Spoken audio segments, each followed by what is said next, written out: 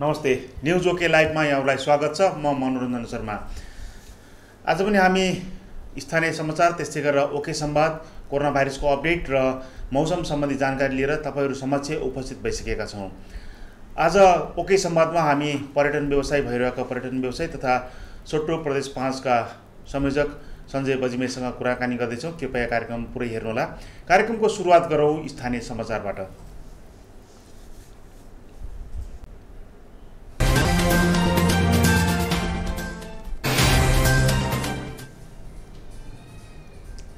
स्थानीय समाचारको शुभारम्भ गरौँ जेसीआई सिद्धार्थको जेसी सप्ताहको कार्यक्रमबाट। जेसीआई सिद्धार्थ नेपालको आयोजनामा बुधबार अर्थात् आजदेखि जेसी सप्ताह 2020 भैरवामा सुरु भएको छ। बुधबार सप्ताहको समुद्घाटन साथै शैक्षिक सामग्री वितरण कार्यक्रम आयोजना भएको छ। बुधबार जेसी सप्ताहको पहिलो दिन लुम्बिनी रोडमा अवस्थित सिद्धार्थ बालगृहका 19 जना बालबालिकालाई झोला, कापी, ज्योमेट्री बक्स, पेन्सिल लगायतका शैक्षिक सामग्रीहरू वितरण गरिएको कार्यक्रमका संयोजक गोपाल गेवालले बताउनुभयो। सो क्रममा सिद्धार्थ नगरपालिकाका मेयर हरिप्रसाद अधिकारीले शैक्षिक सामग्री लगायतका सामग्रीहरू बालबालिकालाई वितरण गर्नुभएको थियो। यसअघि सप्ताहको उद्घाटन गर्दै प्रमुख अतिथि सिद्धार्थ नगरपालिकाका प्रमुख हरिप्रसाद अधिकारीले भैरवाको समृद्धि र विकासमा सबैले हाते मालो गरेर अगाडि बढ्नुपर्नेमा जोड दिनुभयो। उहाँले शिक्षा, खेलकुद, स्वास्थ्य तथा जस्ता महत्त्वपूर्ण विषयलाई समेटेर जेसीआई सिद्धार्थले जेसी सप्ताह मनाउने कार्य गरेको यो कार्य निकै सराहनीय रहेको बताउनुभयो। नगर प्रमुख अधिकारीले सिद्धार्थनगरमा संस्थाको चाङ भए पनि केही संस्थाले उदाहरणीय काम गर्दै आएको पनि जनाउनुभयो। सिद्धार्थनगरको विकासका लागि काम गर्ने जुनसुकै सङ्घ संस्थाको लागि नगरपालिकाले सदैव आफ्नो ढोका खुल्ला राखेको पनि उहाँले सो क्रममा जानकारी दिनुभयो। जेसीआई नेपाल वर्ष 2020 का राष्ट्रिय उपाध्यक्ष तथा जेसीआई सिद्धार्थ नेपालका निवर्तमान अध्यक्ष सिनेटर राकेश गुरुङले जेसी सप्ताह महाउत्सव जस्तै भएको बताउँदै जेसी सप्ताहमा दिगो विकासका लक्ष्यहरू अन्तर्गतका कार्यक्रमहरू समेटिएको जानकारी दिनुभयो। जेसीआई सिद्धार्थ नेपाल वर्ष 2020 का अध्यक्ष मङ्गल भण्डारीको अध्यक्षता, कोषाध्यक्ष दीपक सापकोटाको आस्था पाठ, जेसीआई सप्ताह निर्देशक ऋषिराम पाण्डेको स्वागत तथा महासचिव दीपक काफ्लेको सञ्चालनमा कार्यक्रम सम्पन्न भएको थियो। जेसी सप्ताह अन्तर्गत साउन 15 गते स्वास्थ्य शिविर, 16 गते मैत्रीपूर्ण फुटसल, 17 गते उद्घोषण तालिम, 18 गते मिनी म्याराथन दौड, त्यस्तै गरेर 20 गते खुला रक्तदान र 24 गते समापन तथा पुरस्कार वितरण कार्यक्रम गरिने जेसीआई सिद्धार्थ नेपाल वर्ष 2020 का अध्यक्ष मङ्गल भण्डारीले जानकारी दिनुभयो। पछिल्लो समय सिद्धार्थ जेसीमा विवाद बढेसँगै भैरवामा अहिले दुईटा जेसीसका 2 जना अध्यक्षहरू अस्तित्वमा देखिनु भएको छ। यो थियो सिद्धार्थ जेसीसले आयोजना गरेको सप्ताहव्यापी कार्यक्रमको शुभारम्भको समाचार। अब एकैछिन हामी एउटा तस्बिरतर्फ तपाईलाई लिएर तपाईको ध्यान केन्द्रित गर्दैछौँ। यो तस्बिर हो तपाईको भैरवास्थित देवकोटा चोकको। तपाईले तस्बिरमा देख्न सक्नुहुन्छ भैरवाको निकै व्यस्त सडक हो यो। सिद्धार्थनगर भैरवाको यो देवकोटा चोकको सडक खण्ड हो। सडक खण्डमा तपाईले देख्न सक्नुहुन्छ खाल्टाखुल्टीहरूमा पानी जमेको यो हाइवे र परासी देवकोटा चोकबाट परासी जाने सडक मार्ग हो। लामो समयदेखि यस सडक खण्डमा रहेका खाल्टाखुल्टी पूर्ण न त नगरपालिका न त सडक विभागले ध्यान दिएको छ। ध्यान नदिँदा सडकमा सार्वजनिक सवारी साधन चलाउन, त्यस्तै गरेर पैदल यात्रीहरूलाई पनि दुःख पुगेको छ। लामो समयसम्म स्थानीय तह मात्र नभएर जुन जिम्मेवार सरकारवाला निकाय हो सडक विभागले सडक दस्तुर कर उठाउँछ, तर पनि यसरी खाल्टाखुल्टा नपुग्दा यात्रीहरूलाई मात्र होइन सवारी साधन चलाउनेहरूलाई पनि अप्ठ्यारो परेको छ। हाम्रो आग्रह छ कृपया सरकारवाला निकायले देवकोटा चोकमा रहेको यो खाल्टो पूर्ण पहल गरोस्। यो थियो हाम्रो आजका स्थानीय समाचारहरू। अब हामी एकैछिन विश्राम लिन्छौँ र विश्रामपछि ओके संवाद लिएर आउँदैछौँ। कृपया हामीसँगै रहनुहोला।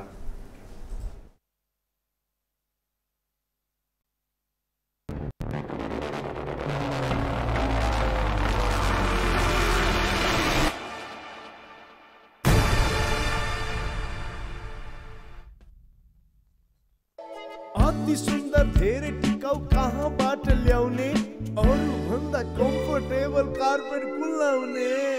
मैले जस्तै बुझ्नु पर्यो, नयाँ जेन्सा कार्पेट नै ल्याउनु पर्यो। जेन्सा कार्पेट हाम्रो नै राम्रो। अरू भन्दा बढी कम्फर्ट, ब्युटी अनि भेराइटी छ किनकि बेस्ट टेक्नोलोजीमा हाम्रो देशको आफ्नै उत्पादन छ।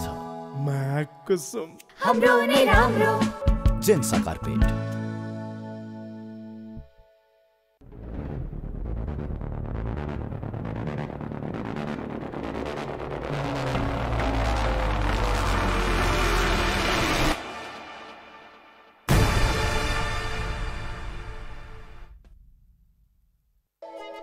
यति सुन्दर धेरै टिकाउ कहाँबाट ल्याउने अरू भन्दा कम्फर्टेबल कार्पेट कुन लाउने मैले जस्तै बुझ्नु पर्यो नयाँ जेन्सा कार्पेट नै ल्याउनु पर्यो जेन्सा कार्पेट हाम्रो नि राम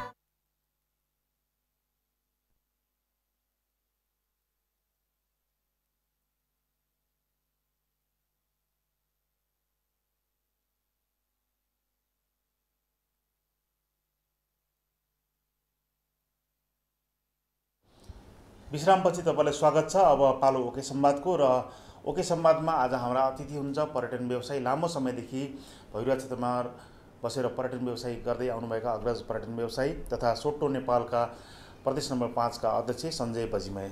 बजिमयजी तपाईँलाई कार्यक्रममा स्वागत छ। लकडाउनले सबैभन्दा बढी प्रभावित भएको क्षेत्र पर्यटन व्यवसाय। हामी यस लकडाउनकै कोभिडको लकडाउनबाट कार्यक्रम सुरुवात गरौँ। अन्य बजारहरू त खुलिसकेका छन्। अब भोलिदेखि होटल त्यसै गरी रेस्टुरेन्टहरूलाई पनि सरकारले भनेको तिथि भोलि हो। तपाईँहरूको पर्यटन व्यवसाय के हुन्छ? ट्राभल एजेन्सी चलाएर बस्नुहुन्छ लामो समयदेखि। अब हाम्रो भदौ 1 गतेबाट आन्तरिक हवाई उडान र सेप्टेम्बर 1 तारिक भने 17 अगस्त भदौ 1 गतेबाट आन्तरिक डोमेस्टिक हवाई उडानहरू त्यसको पूर्ण रूपमा तयारी साथ हामी टिकटहरू पनि बुकिङ गरिसकेका छौँ, काटिसकेका छौँ। भने अन्तर्राष्ट्रियमा चाहिँ सेप्टेम्बरको हामीले बुकिङ स्टार्ट गरेका छौँ। सेप्टेम्बर 1बाट चाहिँ नि अहिलेसम्म चाहिँ हामीलाई कन्फर्मेसन दिएको छ र त्यो अनुसारले टिआइएले आफ्नो सम्पूर्ण तयारी गरिसकेको र त्यो सँगसँगै क्यानले पनि ट्राभल भन्दा पनि एयरलाइन्सहरूसँग कोर्डिनेसन गरेर आन्तरिक हवाई उडानहरू सबै एयरपोर्टहरूलाई चाहिँ सोसल डिस्टेन्स र आवश्यक अनलाइन चेक इन बोर्डिङ सबै प्रक्रियागत रूपमा तयारी गरिसकेको हुनाले मलाई जहाँसम्म लाग्छ हामी भदौ 1 गते 17 अगस्तबाट डोमेस्टिक आन्तरिक र अन्तर्राष्ट्रियमा पनि सेप्टेम्बर 1बाट हामी सञ्चालन गर्न सक्छौँ। जसमा पनि अहिले चार्टर फ्लाइट कन्टिन्युस भइ नै रहेको कुरा पनि जानकारी गराउन चाहन्छु। जस्तो कि बजिमयज्यू यो कोरोना भाइरसको सङ्क्रमणदेखि बढेपछि तपाईँको चैत्र 11बाट लकडाउन सुरु भयो। त्यति बेला 1 हप्ता 10 दिनसम्म पूर्ण रूपमा ठप्पै जस्तो भयो सबै होइन। त्यसको पछि बिस्तारै उद्योगहरू चल्न सुरुवात गरे। पूर्वाधार निर्माण सिमेन्ट छड उद्योग चल्न सुरु गर्यो। त्यस्तै गरेर तपाईँको त्यस पछाडि बिस्तारै पसलहरू पनि बिस्तारै खोल्न दियो। सरकारले पनि स्थानीय तहमा पनि पसलहरूलाई समय सीमा राखेर खोल्न दियो होइन। तर तपाईँहरूको व्यवसाय यस्तो व्यवसाय जुन चाहिँ पर्यटन क्षेत्रमा चाहिँ आबद्ध यो उस व्यवसाय हो। तर आजको दिनसम्म पनि तपाईँले पसल अझै पनि कतिपय पर्यटन व्यवसायहरूको पसलहरू अझै पनि सटडाउनै छ होइन। ट्राभल एजेन्सीहरू अझै पनि बन्द अवस्थामा छन्। तपाईँले टिकट बेच्न सुरुवात गरेँ भन्नुभयो। काठमाडौँ जानलाई चाहिँ तपाईँको अझै पनि PCR पास चाहिन्छ। अनि यसै कसरी सम्भव छ त प्लेनमा काठमाडौँ जानलाई? अब काठमाडौँ जाने यात्रीले त्यो प्लेनमा जानलाई पनि पास बनाउनुपर्छ के छ यो? अब तपाईँले यसबारेमा त टिकट बिक्रीकर्ता बुझ्नुभयो होला नि। अब छैन त्यस्तो कुनै पनि त्यो PCR या RD चेक गर्नुपर्ने केही छैन। हाम्रो सामान्य रूपमा चाहिँ एयरलाइन्ससँग चाहिँ क्यान र नेपाल सरकारको जुन किसिमको केन्द्रमा अन्डरस्ट्यान्डिङ भइसकेको छ, सबै तयारी भइसकेको छ। सो अनुसारले चाहिँ नि एयरलाइन्सले बोर्डिङमै सम्पूर्ण आफ्नो थर्मोगन चेकिङ गर्ने, सेनिटाइजर गर्ने, सोसल डिस्टेन्स मेन्टेन गर्ने, फेस सिल्ड गर्ने सम्पूर्ण र मास्क समेत वितरण गरेर सोसल डिस्टेन्समा नै सिट प्लानिङ पनि आन्तरिक उडानमा गरेर गर्ने गर्छ। र अहिले जति पनि चार्टर फ्लाइटहरू भएछ त्यसबाट पनि धेरै कुराहरू सिक पाइसकेको छ। र भारतमा इन्डियाको हाम्रो छिमेकी मुलुकमा झन्डै 2 महिना हुन लागिसक्यो आन्तरिक उडानहरू सञ्चालन भएको र त्यहाँ सक्सेसपूर्वक सञ्चालन भइरहेको छ। गोरखपुरबाट पनि दैनिक एउटा 2टा उडानहरू भइरहेको तर नेपालीहरूलाई उडाएको छैन। गोरखपुर नेपालीहरूलाई उडाएको छैन। तर इन्डियन आर्य भएका नेपालीहरू जान पाइरहेका छन् रेलवेमा पनि त्यसमा पनि। भनेपछि तपाईँको जुन अब तपाईँले टिकट बिक्री गर्दा जस्तै 40 एउटा प्लेनमा 40 जना प्यासेन्जरको क्यापेसिटी छ भने पहिला अब 20 जना मात्र उड्ने कि कस्तो छ? अब अलिकति पर्सेन्टेज घटाएर लाने भने चाहिँ त्यो सोसल डिस्टेन्स मेन्टेन गर्नलाई अब हामीले 72 सिटलाई 36 जना गरेर उडाउने कि भन्नेमा अब म्याक्सिमम 60 गर्छ। तर त्यतिजना पनि अहिले स्टार्टिङमा होला जस्तो छैन। त्यही अनि भाडा दर के छ अहिले? पुरानो रेटमा छ अथवा 5800 रुपियाँ भाडा भएछ नर्मल फेयर भइरहेको काठमाडौँ भइरहेको। किनभने अब 2टा सिटमा मान्छे नराखेर एउटा राख्दाखेरि अब पहिला जस्तो त्यो 2500-3000 को भाडा हुँदैन र फ्लाइटहरू पनि त्यति हुँदैन। किन नेपाल सरकारले पनि अब लिमिटेड फ्लाइट दिने भनेको छ। डोमेस्टिक फ्लाइट पनि अन्तर्राष्ट्रिय फ्लाइट पनि लिमिटेड दिने भनेको छ। काठमाडौँ भइरहेको फिक्स फ्लाइट मुस्किलले 3टा फ्लाइट दैनिक हुन्छ होला। बिहान एउटा रेट दिउँसो पनि एउटा साँझ एउटा रेट पनि 5800 भन्दा न बढ्छ न घट्छ। अब 5800 नै हुन्छ। त्यसमा चाहिँ नि हामीले सकभर एउटा मास्क अब फेस सिलहरू अब त्यो सेनिटाइजरहरू त्यो चाहिँ सम्पूर्ण व्यवस्थाहरू चाहिँ गर्ने भनेर त्यो एयरलाइन्स र क्यानले एयरपोर्टमा व्यवस्थापन गरेको छ। भनेपछि तपाईँको जुन पहिला नर्मल समयमा हुन्थ्यो नि ग्रिन फेयर येलो फेयर के फेयर त्यो अहिले हुन्थ्यो तत्काल केही पनि छैन। सस्तो दरको फेयर अहिले सिङ्गल एउटै फेयर छ नर्मल फेयर 5800 रुपियाँ गरिएको छ। त्यसैमा त्यो फेसियलको चार्जहरू पनि जोडिरहेको छ होइन। अब मास्क पनि हामी प्रोभाइड गराउँछौँ एउटा होइन। हामी त्यो मास्क चाहिँ एयरलाइन्सले दिएन भने हामी एयरलाइन विदेशतिर त तपाईँको लगेज पनि धेरै नबोक्नु भने त्यस्तो हाम्रो निर्देशन त केही छैन नि। अहिलेसम्म केही पनि छैन। 7 किलो ह्यान्ड ब्यागेज नै हो र अर्को ब्यागेज चाहिँ नि 15 किलो 20 किलो त्यो एयरलाइन्सको टिकट अनुसारले 20 किलो नै हुन्छ। यो नर्मल फेयर भयो 20 किलो नै हुन्छ। भनेपछि तपाईँले टिकट बेच्न बिक्री गर्न सुरुवात भइसकेको छ। मानिसहरूले टिकट बुकिङ गरेका छन्। बुकिङ गरेका छ, काट्न पनि सुरु भइसकेको छ विदेशीको पनि स्वदेशीको पनि। तर यहाँ अलिकति डेट सर्दै 2-3 चोटि हामीले डेट सार्नाले र चौथो पटकमा हामीले फुल रिफन्ड लियौँ। तर अहिले चाहिँ हामीले बुकिङ गरेर होल्ड गरेर राखिरहेको छ। इन्टरनेसनल टिकटहरू पनि बुक भइरहेछ। दुबईका, कतारका, मलेसियाका ठाउँ चाहिँ नि जुन विदेशी रोजगारमा होल्ड भएका छन् यो 4 महिना 6 महिनादेखि प्यासेन्जरहरू श्रम स्वीकृति लिएर छुट्टीमा आएकाहरू उनीहरू पनि जानलाई कम्पनीबाट चाहिँ फेरि रिकल आइसकेको छ। र मलाई जहाँसम्म लाग्छ सरकारले पनि यसको व्यवस्थापन गरेर अलिकति चलायमान आर्थिक स्थितिमा गर्नुपर्ने स्थिति छ। र आन्तरिक पर्यटन इमिडिएट हामी खोल्नलाई पनि अनुरोध गरिरहेको छौँ। आन्तरिक पर्यटनको लागि पनि अब यो जस्तो लुम्बिनी छ, माइती मन्दिर भयो, सोसियल डिस्टेन्स राखेर लुम्बिनी विकास कोषले पशुपति भयो। अहिले साउनको महिनामा पशुपति जानलाई यति प्रेसर छ होइन। हामी नै जान सकिरहेको छैन चाहेर पनि। त्यस्तै गरेर मनोकामना भयो, मुक्तिनाथ भयो, यस्ता धार्मिक पर्यटकहरू जुन आउने बेलामा पनि अलिकति हामीले सोसियल मेन्टेन डिस्टेन्स गरेको खण्डमा अलिकति हाम्रो यो आन्तरिक पर्यटन चाहिँ चलायमान हुन्थ्यो। र आन्तरिक पर्यटनले गर्दा यहाँको आन्तरिक कृषि यहाँको चाहिँ सम्पूर्णलाई चाहिँ एउटा ठुलो सपोर्ट पनि हुन्थ्यो। त्यही भएर चाहिँ हामी यो वर्ष चाहिँ नि विदेशी पर्यटक नआए तापनि अन्तर्राष्ट्रिय बोर्डर नखोले तापनि अन्तर्राष्ट्रिय फ्लाइटहरू नियन्त्रित रूपमा चलाए तापनि आन्तरिक पर्यटन चाहिँ नि सञ्चालन गर्नुपर्छ भन्ने कुरा हामीले चाहिँ जोड दिइरहेको छौँ। त्यसैलाई नै हामी फोकस गरेर हिँडेका छौँ। आन्तरिक बजार खोल्नलाई पनि तपाईँको आन्तरिक बजार पनि एक किसिमले कोरोना भाइरसबाट मुक्त हुनु पऱ्यो नि त। तर पछिल्लो समयमा तपाईँले पनि बारम्बार दिनौ रूपमा समाचार हेरिरहनु भएको छ, थाहा पाइरहनु भयो होला होइन। आज पनि 210 जना थप सङ्क्रमित भेटिए। पछिल्लो समयमा काठमाडौँमा पनि धेरै बढिरहेछन्। यस्तो अवस्थामा चाहिँ तपाईँको कति विश्वस्त हुनुहुन्छ आन्तरिक बजारहरू पर्यटन बजारहरू खुल्छन् भनेर? तपाईँलाई लाग्छ यो भदौ 1 गतेदेखि प्लेन चल्छ आन्तरिक रूपमा? चलाउन सरकारले चलाउन दियो भने निजी क्षेत्र चलाउन तयार छ। अहिले पनि चार्टर भइरहेकै छ, चार्टर फ्लाइटहरू उडिरहेकै छन्।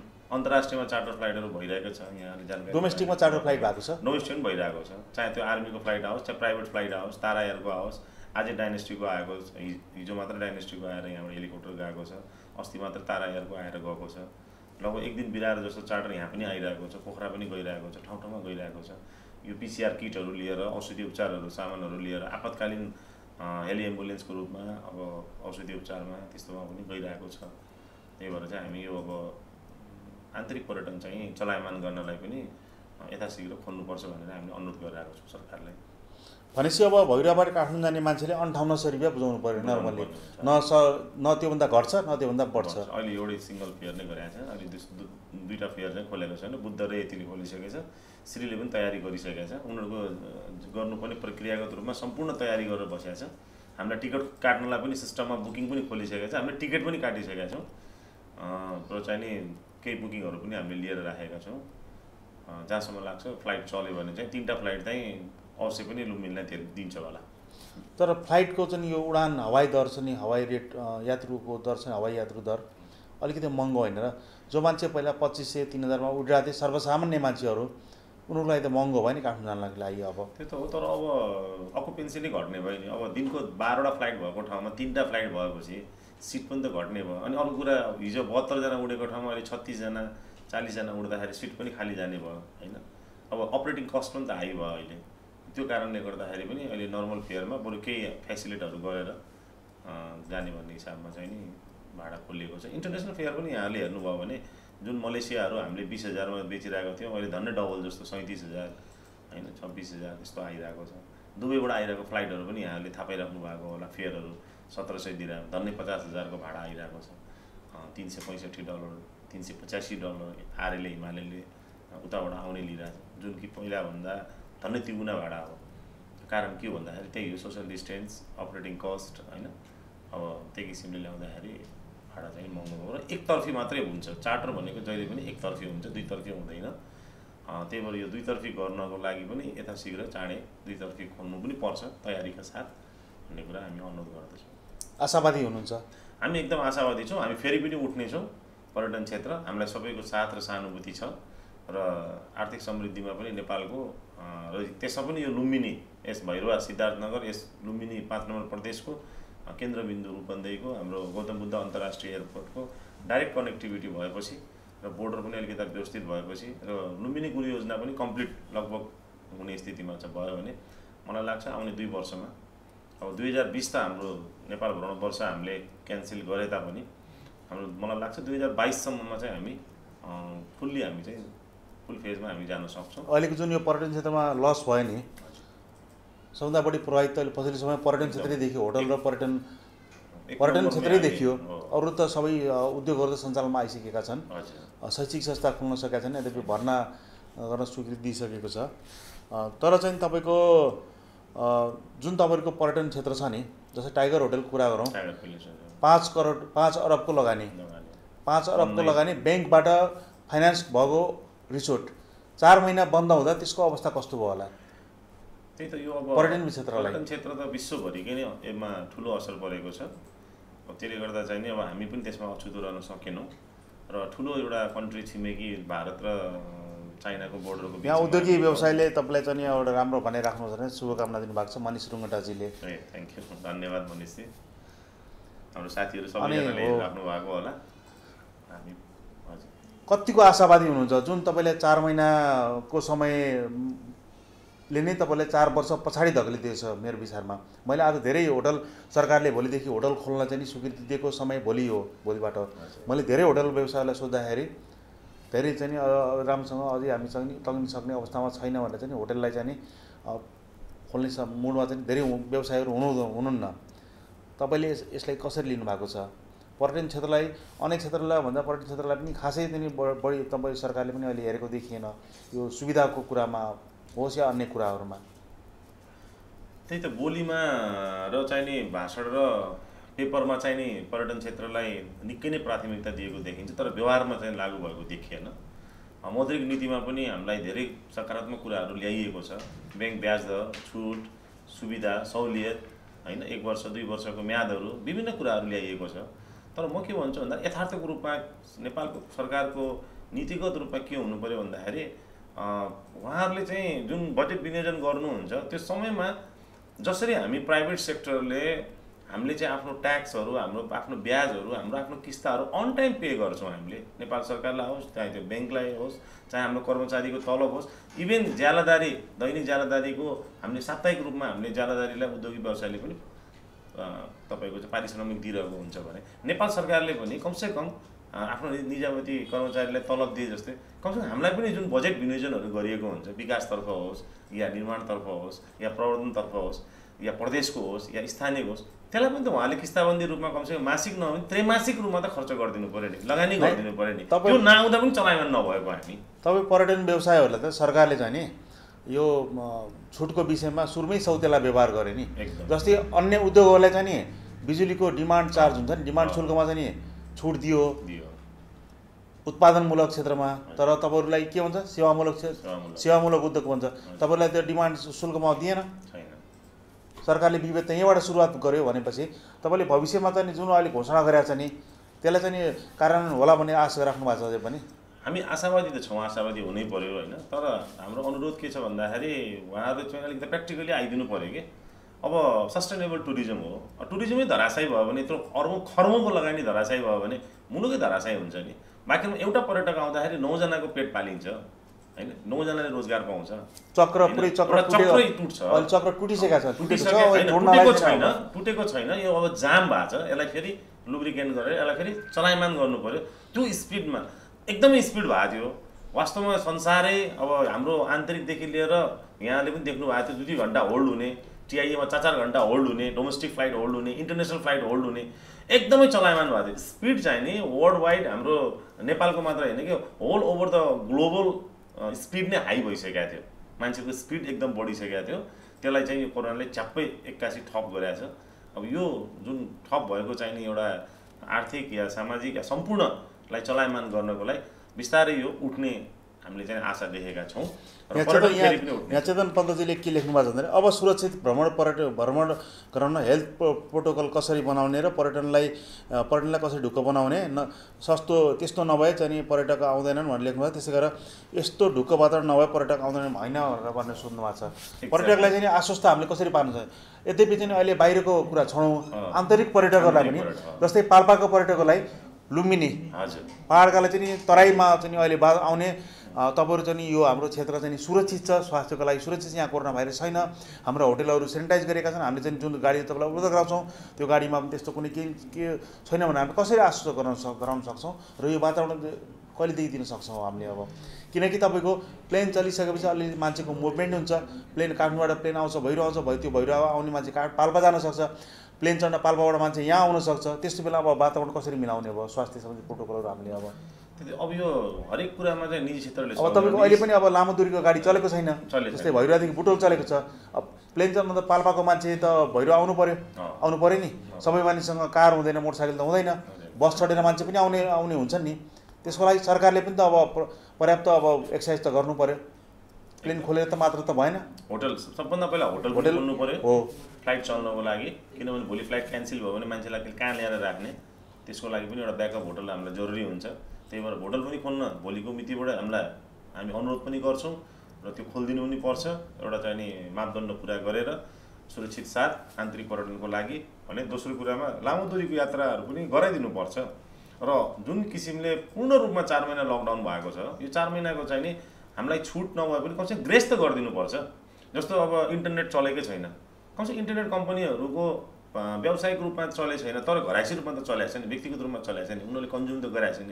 तर हामी पर्यटन क्षेत्रले होटलले चलाउनै नपाएपछि उनीहरूलाई चाहिँ हामीलाई छुट नदियो भने 4 महिना बढाइदियो भने पनि हामीलाई धेरै ठुलो राहत हुन्छ एयरलाइन्सहरूलाई होइन। त्यही किसिमले चाहिँ हामीले अनुरोध गरिरहेका छौँ कि चाहिँ 4 महिनाको चाहिँ पूर्ण लकडाउन भएको छ भने 4 महिना हामीलाई ग्रेस पिरियड उनीहरूले पनि एउटा सहुलियत दियोस् कि 4 महिनामा हामीले मेकअप गर्न सकौँ।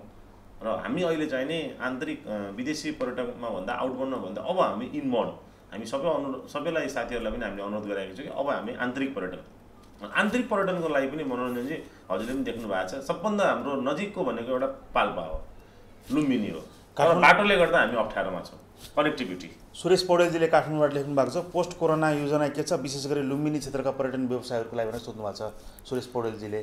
अब यसमा हेल्प डेस्क अब बेलैयामा राखिसकेको छ, आर्मीलाई पनि परिचालित गरिएको छ। तर अहिले आर्मी परिचालित गरिएको छ त्यो चाहिँ नि उहाँहरूले विदेशबाट आउने नेपालीहरूलाई र इन्डियनहरूलाई पनि पर्यटकको कुरा गर्दैछ, पर्यटकको हिसाबलाई पनि अब नेपाल सरकारले चाहिँ नि त्यहाँ हेल्प डेस्क राखेर त्यो चाहिँ नि व्यवस्थापन गर्नुपर्छ। त्यो हाम्रो लेभलबाट हुन सक्दैन, हाम्रो लेभलबाट गर्ने भनेको एयरलाइन्सले एयरपोर्टमा गरिरहेको छ। होटलले निजी क्षेत्रले लुम्बिनी क्षेत्रमा आउने पर्यटकहरू अहिले बाहिरको कुरा नगरौँ, आन्तरिक पर्यटकको लागि त्यस्तो के व्यवस्था गर्छ? अब आन्तरिक पर्यटकको लागि हामीले जस्तो होटलहरूमा चाहिँ नि सोसल डिस्टेन्सदेखि लिएर सम्पूर्ण व्यवस्थापन गर्ने हामीले मापदण्डहरू पुरा गरेर लिएर जान्छ। स्टार्टिङ होटलबाटै हुन्छ र लामो दूरीको यातायातवालाहरूले पनि यहाँको चाहिँ जुन पर्यटक बसहरू चलाइरहेको आजको दिनमा पनि भैरा लुम्बिनी गाडी त चलेको छैन, अझै अहिले चलेको छैन, तर भैरा बुटोल चल्यो। भैरा लुम्बिनी स्तरीय गाडी छैन, स्तरीय गाडी चल्ने प्रक्रियामा छ, किनभने अहिले लुम्बिनी हाम्रो मायादेवी मन्दिरै खोलेको छैन। मायादेवी मन्दिर खोल्ने बित्तिकै लुम्बिनी पनि चलायमान हुन्छ र होटल व्यवसायहरू पनि आफ्नो तयारीमा उहाँहरू पनि बस्नु भएको छ र लुम्बिनीभित्रको लागि लुम्बिनी विकास कोषले आफ्नो तयारी गर्नुपर्छ, किनभने त्यो चाहिँ नि छुट्टै एउटा निकाय छ भने। त्यो मात्रै होइन कि हाम्रो हिन्दूहरूको ठुलो धर्म एउटा पशुपति पनि हामीले खोल्नुपर्छ भनेको छौँ, बरु सोसल डिस्टेन्स मेन्टेन गरियोस् होइन। हजुरको चाहिँ नि मनोकामना भयो, तपाईँको चाहिँ पाल्पा भयो, मुक्तिनाथ भयो, सबै बिस्तारै हामीले अब खोल्दै लानुपर्छ। यो कोरोना भन्ने कुरा त रहन्छ, अब यो रोग भयो होइन, हिजोको दिनमा स्वाइन फ्लू भनेर आयो, अब भ्याक्सिन पनि आउँदैछ, तर अब योसँग अब हामी चाहिँ डराएर अब ठप्पै भएर बस्ने कि अब भोकले सिद्धिने कि अब चाहिँ नि हामी चलायमान गरेर कमसेकम जीविकोपार्जनको लागि पनि जाने, किनभने डेथ रेट हामीले पनि हेरिरहेको छौँ नि। यो जुन एक्सिडेन्टले जाने मान्छेको मृत्यु हुने डेथ रेट छ, जुन चाहिँ नि भुकमरीबाट गएको डेथ रेट छ, जुन प्राकृतिक विपत्तिले गएको छ, जुन सुसाइड छ, त्यो हेर्नुहोस् न, त्यो डेथ रेट हाई भइरहेको छ। त्यो कारण के भन्दाखेरि कोरोनाको र यो इकोनोमिक यो चाहिँ हाम्रो जुन चाहिँ नि ब्लक भएको छ अहिले यसले गर्दा हो। त्यही भएर चाहिँ नेपाल सरकारले इमिडिएट यसलाई चाहिँ नि डिसेन्ट्रलाइज गरेर प्रदेशहरू भनौँ न अब 3 तहको सरकार भइसकेको छ। तर अब हेर्नुहोस् न अहिले यो चाहिँ नि हामीले यहाँले पनि देखिराख्नु भएको छ कि स्थानीय तल्लो तहको सरकारले काम गरिरहेको छ, वडादेखि लिएर गाविसदेखि लिएर नगरपालिकाले कि केन्द्रले गरिरहेको छ, बिचको प्रदेश सरकारले के गरिरहेको त? प्रदेश सरकारको हामीले भूमिका देखेको छैनौँ। हामी यो प्रदेशमा उहाँहरूले गर्नुपर्ने भूमिका हामीले एकदम देखेको छैनौँ। बजेट त उहाँहरूले युज गर्नुभएको छ, त्यो पनि 60% 65% पनि खर्च गर्न सक्नु भएको छैन, लगानी गर्न सक्नु भएको छैन। अनि त्यसपछि आएर चाहिँ यो कोरोनाको उसमा चाहिँ जुन किसिमले चाहिँ प्रदेश सरकारको भूमिका हुनु पर्थ्यो त्यो हामीले एकदमै पाएका छैनौँ। न उहाँले बजेट विनियोजन गर्न सक्नु भएको छ, पैसा उठाउनु भएको छ, उहाँले चाहिँ विनियोजन गर्न सक्नु भएको छैन र उहाँहरूको चाहिँ तयारी पनि हामीले एकदम अपुरो देखाएको छौँ। केन्द्रले जुन किसिमले गरेको छ र स्थानीयले जुन किसिमले गरेको छ, प्रदेशको बिचको काम चाहिँ हामीले खासै सकारात्मक रूपमा पाएको पनि छैनौँ, देखेको पनि छैनौँ। त्यही भएर मैले त अब पर्सनली पनि भने हामीले त पटक पटक भनेको थियौँ कि यो संहिता चाहिँ नि हामीले यो अहिलेको कोरोनाको कारणले गर्दा र हाम्रो चाहिँ नि यो इकोनोमिक कन्डिसनको हिसाबले आर्थिक अवस्था नेपाल सरकारको हेर्दाखेरि प्रदेश सरकार कुनै पनि हालतमा सक्सेस हुँदैन, धान्नै सक्दैन राज्यले। बुटोल भैरवा चाहिँ नि बस चल्न सुरुवात भएको छ, तपाईँले देख्नु भएको छ। तपाईँले चोकमा गएर हेर्नु भएको छ बसमा कति यात्री छन् भन्ने कुरा? लगभग 50%, 25 देखि 50%, म्याक्सिमम 50% सम्म मैले 10 देखि 15% मात्र 16 जनासम्म मैले पनि गनेको थिएँ। हो, म त्यहाँ राष्ट्रमा बसेर बनेका थियौँ। यसको मतलब तपाईँको आजको दिनमा पनि आम सर्वसाधारण चाहिँ नि अझै पनि बाहिर निस्केर एक ठाउँबाट अर्को ठाउँमा जानलाई चाहिँ नि बाध्यतावश जाने भयो। तर चाहिँ सामान्य रूपमा मान्छेहरू अझै पनि घरदेखि बाहिर निस्किन डराइरहेको देख्छ, प्रमाणित गर्छ यसैले। यस्तो अवस्थामा चाहिँ नि सरकारले चाहिँ नि अब प्लेन सुरुवात गर्दैछ, चल्छ यसरी सम्भव छ? अनि चल्छ, किन जरुरी भएका अब काठमाडौँबाट इन्टरनेसनल फ्लाइट चलिरहेछ होइन, मान्छेहरू विदेशबाट जुन होल्ड भएको छ अहिले 4 महिना 5 महिनादेखि आएर होल्ड भएका प्यासेन्जरहरू त जान्छन् नि। नेपाली विदेशी रोजगारमा छुट्टीमा आएका हजारौँ लाखौँ पुग्न लागिसके, लाखौँ फर्केर आउने पनि छन्, हजारौँ जाने पनि छन्। मैले तपाईँलाई अघि नै भने नि, जस्तै भैरवाबाट पैसा तिरेर प्लेनमा काठमाडौँ जानु पाइयो, तर बस चढ्यो कि काठमाडौँ जानु किन नपाइने? यस्तो तर्फ सरकारले व्यवस्था गर्नुपर्ने होइन? पाउनुपर्छ, त्यो पनि दिनुपर्छ। पैसा हुने मात्र काठमाडौँ जाने, 2000 रुपियाँ तिरेर काठमाडौँ नजाने भन्ने त कुरै आउँदैन। यसको लागि प्लेन पनि चल्दैन। एयरपोर्टमा मान्छे कसरी आउने? दाङको मान्छे एयरपोर्ट यहाँ कसरी आउने? पाल्पाको मान्छे यहाँ प्लेन चढ्न कसरी आउने? गुल्मीको मान्छे यहाँ प्लेन चढ्न हो। यसको लागि तपाईँको लबिङ खै त छ, हामीले भनिरहेको छौँ। हामीले लामो दूरीको गाडी पनि स्थानीय चल्यो, सुरुमा पहिलो चाहिँ नि छोटो दूरीको चलाउने भनेको थियो, ठिक छ, यो सक्सेस भएपछि अब लामो दूरीको चलाइदिनु पर्छ र लामो दूरी सँगसँगै प्लेन पनि चलाउनु पर्यो, होटलहरू पनि चलाउनु पर्यो। सरकारको काम मापदण्ड हेर्ने हो, क्राइटेरिया मेन्टेन गरेछ छैन मोनिटरिङ गरिदिने काम हो। तर हामी पनि यो विषयमा तपाईँले चाहिँ कम्तीमा अहिलेदेखि लबिङ गऱ्यो भने त भदौ 1 गतेबाट प्लेनको सेड्युल बनेको होइन, भदौ 1 गतेभन्दा अगाडि त कम्तीमा त्यो छिमेकी जिल्लाहरूसम्म त गाडी चल्छ नि। तपाईँहरू यसको लागि त तपाईँहरूको खासै निजी क्षेत्रको लबिङ त केही पनि देखिएन होइन। हामीले सरकारलाई नै पहल गरिरहेका छौँ कि लामो दूरीको पनि गाडी सञ्चालन गर्न दिनुपर्छ मापदण्ड प्रयोग गरेर होइन। अब यहाँ साथीहरू चलाउनु पनि तयार थिए, तर अब केही व्यक्तिगत कुराहरू उहाँको भित्री कुराहरूमा केही अन्डरस्ट्यान्डिङ मिलेको छैन सायद, त्यो पनि सायद मलाई जहाँसम्म लाग्छ चाँडै नै चल्छ। अलि फेरि अलिकति बर्खा पनि छ, अब पहिरो सहिरो पनि गइरहेको छ। तर यस्तो बेलामा पहिरो त तपाईँको अघिल्लो साल पनि जान्छ नि, पहिरो त नेपालको नियमित हो, हरेक वर्ष जान्छ। अहिले गाडीमा मान्छे ट्राभल किन गर्दैन भन्दाखेरि अहिले गाडीको यात्रा त्यति मतलब सेफ मानिन्न, किनभने यही सिद्धबाबाको पहिरो हेर्नुहोस्, पाल्पा जानको लागि होस्, अब पोखरा जानको लागि होस् या काठमाडौँ जानको लागि होस् होइन, बर्खा ठुलो छ, अहिले बाढी पहिरो धेरै गइरहेको छ, इभन मधेसहरूमा पनि त्यो किसिमको वातावरण भइरहेको छ।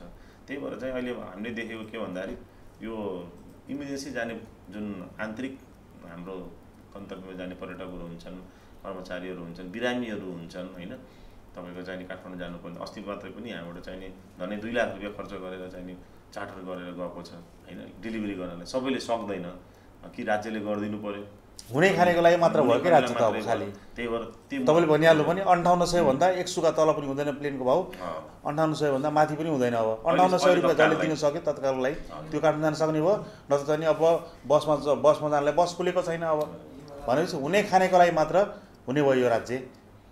अनि त्यही त यो पनि अब चार्टरमा लाने अलिकति मनस्थितिमा छौँ उहाँहरू, तर हामी चार्टरको विरोधी छौँ। चार्टर हुनु हुँदैन, चार्टर हुँदाखेरि सीमितले मात्रै कमाउने भयो। त्यही भएर हामी के भन्छौँ भन्दाखेरि सीमित साधनबाट असीमित आवश्यकता पूर्ति गर्नुपर्छ, न कि असीमित साधनबाट सीमितले मात्र कमाउने किसिमले चाहिँ नि पर्यटन क्षेत्र होइन। पर्यटन यस्तो क्षेत्र हो कि यसले सबैलाई समेटेको हुन्छ, सबैलाई समेटेर लानुपर्छ र त्यही भएर चाहिँ नि तिनटै एयरलाइन चल्नुपर्छ र तिनटै यातायातहरू पनि चल्नुपर्छ। सिद्धार्थ पनि चल्नुपर्छ, पश्चिमाञ्चल पनि चल्नुपर्छ, हाम्रो हरियो प्लेट पनि चल्नुपर्छ र सानसाना गाडीहरू चलिरहेको हामीले देखिरहेका छौँ, चलायमान भएको छ, ई रिक्साहरू पनि चलिरहेका छन् र बिस्तारै यसलाई चाहिँ चलायमान गर्दै लानुपर्छ भन्ने कुरा हामी नेपाल सरकारलाई एकदम। अब त तपाईँको प्लेनको क्यापासिटी अनुसार जुन सिट सङ्ख्या छ नि त्यो घट्ने भएपछि त टिकट पनि अभाव हुने भयो। मान्छे अब काठमाडौँ जान बाध्यता बस नचढेपछि प्लेनमै जानु पऱ्यो।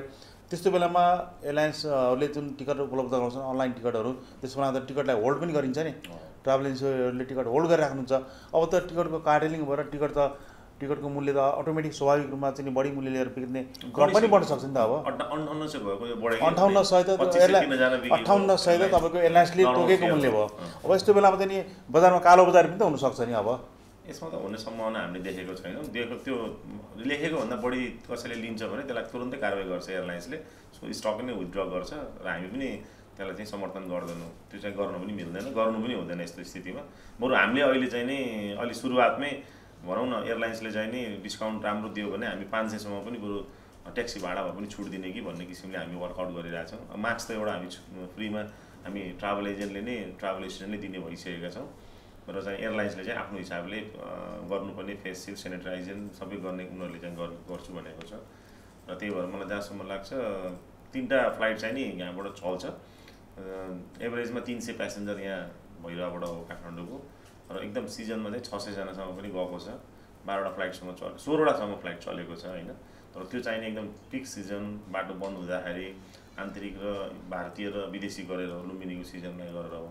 अहिलेको सिजन हामीले 3टा फ्लाइट चाहिँ इजिली चल्ने हामीले देखेका छौँ र त्यति चलाउनु पनि पर्छ, चल्न जरुरी पनि छ।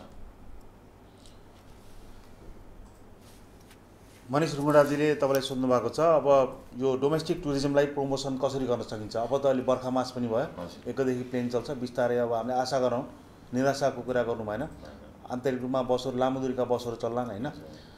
अब उहाँको भनाइअनुसार डोमेस्टिक टुरिज्मलाई प्रमोट कसरी गर्ने हामीले अब त्यही त के गर्न सकिन्छ अब आन्तरिक पर्यटनमा चाहिँ नि किनकि अब बाह्य पर्यटकहरू आउने सम्भावना छैन, भारतका पर्यटकलाई पनि अब जोखिम बढिरहेको छ, भित्राउनु हामी आफैले जोखिम भित्राउनु हो। यस्तो विकल्प भनेको डोमेस्टिक आन्तरिक पर्यटन हो। आन्तरिक पर्यटनलाई कसरी प्रमोट गर्ने, हामीले कस्ता कस्ता प्याकेजहरू लिएर सेल्स गर्ने अहिले हामीले त्यसैमा वर्कआउट गरिरहेका छौँ। अब एयरलाइन्सले पनि आफ्नो हिसाबले हामीसँग मागिरहेको छ प्याकेजहरू र हामीले पनि होटलसँग कोअर्डिनेट गरिरहेका छौँ र अलिकति अहिले हाम्रो नीति के भन्छ भन्दाखेरि सस्टेनेबल टुरिज्म। हामीले कसरी हुन्छ खालि अपरेटिङ कस्ट मात्र उठाउने र चाहिँ नि हाम्रो भएका मजदुर हाम्रा कर्मचारीहरूलाई चाहिँ नि हामीले सर्भाइभ गर्ने हिसाबले अपरेटिङ कस्ट निकाल्ने हिसाबले हामीले चाहिँ नि प्याकेज चाहिँ नि डोमेस्टिक प्याकेजहरू सस्तोमा चाहिँ हामीले भनौँ न 5000 6000 को रेन्जमा हामीले त्यो डलर रेट होइन कि नेपाली रेटमै। अब बुद्धले त यहाँले पनि थाहा पाउनु होला भर्खरै रिसेन्टली लन्च गरिसक्यो चितवन र पोखराको 6000 रुपियाँमा आते जाते टिकट प्लस 2 रातको होटल सहितको उनीहरूले प्याकेज निकालिसक्यो।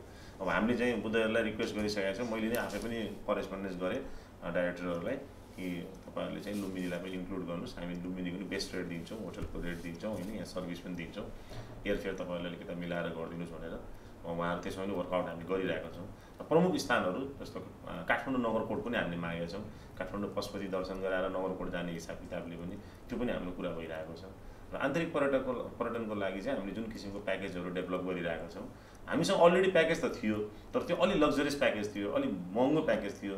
अब हामीले त्यो बेलामा लक्षित गरेको थियौँ इन्डियन टुरिस्टलाई।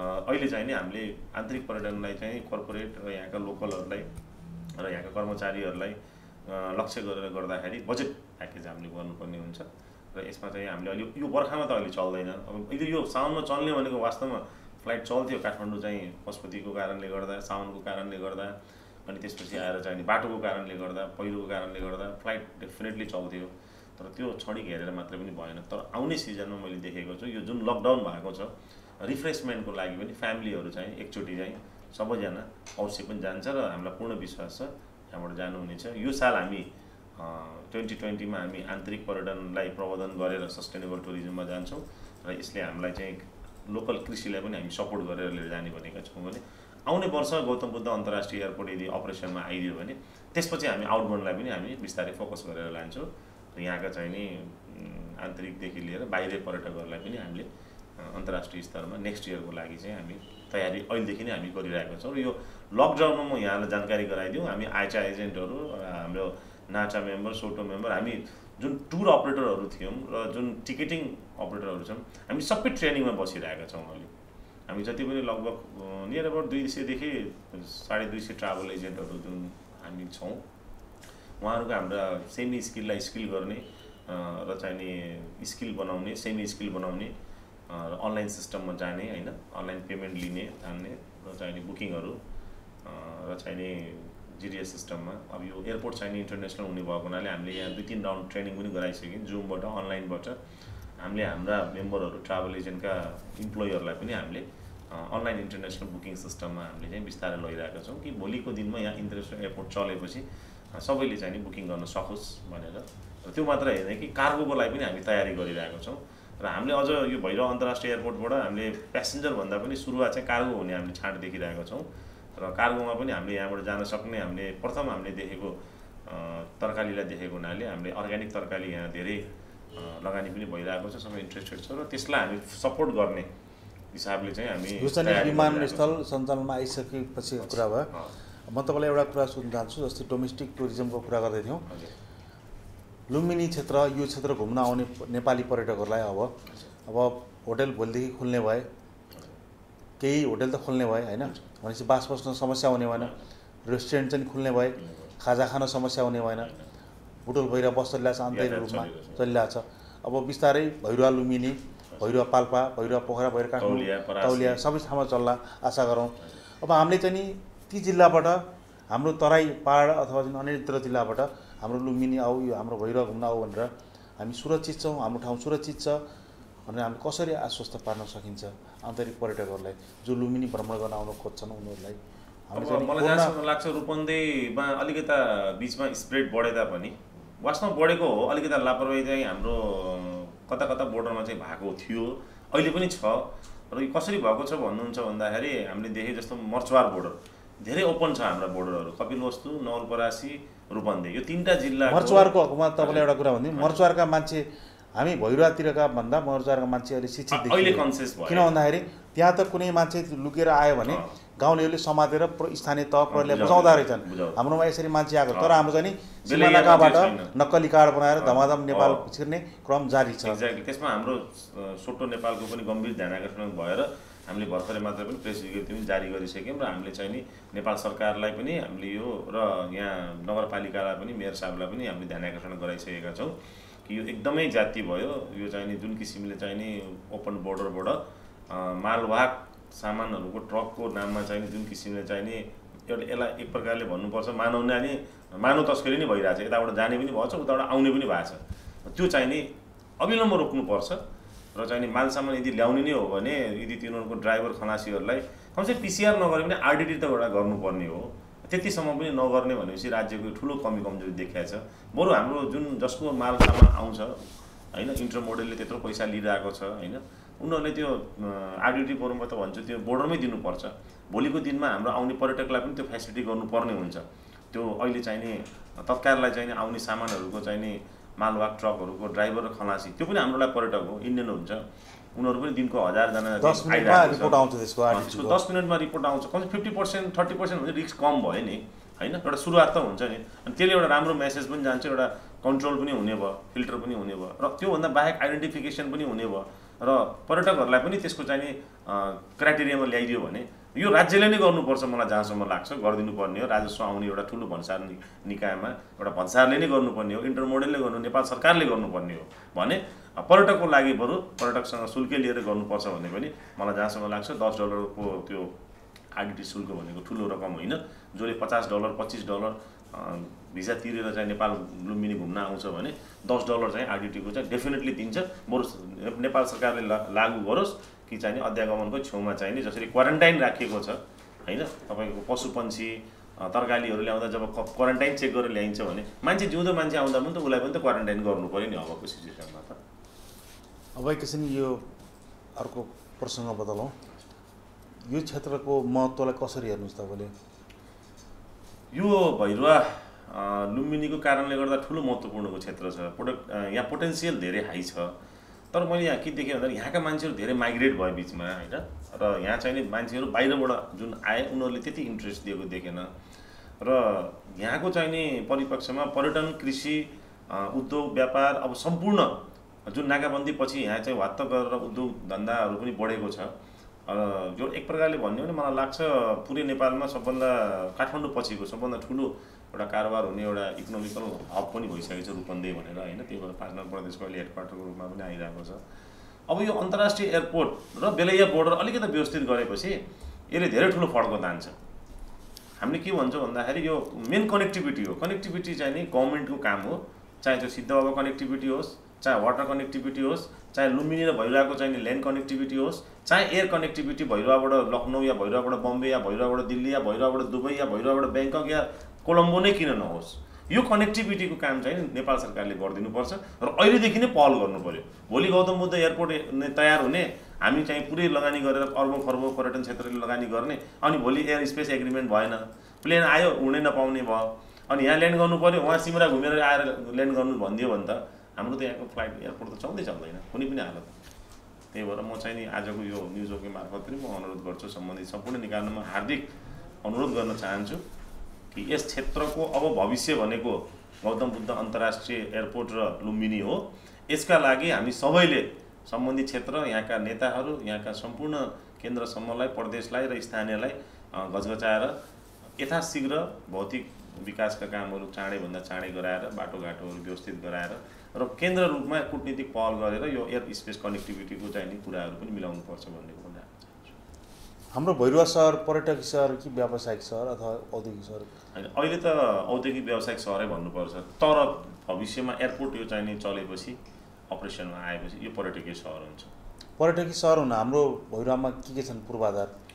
पर्यटकलाई बोलाउने ठाउँहरू के छन्? यहाँ बोलाउने ठाउँहरू वास्तवमा भन्यो भने त अहिले अन्डर कन्स्ट्रक्सनमै गइरहेको छ। वाटर पार्क, फन पार्क, सबै बुद्ध पार्क जे बन्दैछ सबै अहिले निर्माणाधीनका स्थितिमै छ।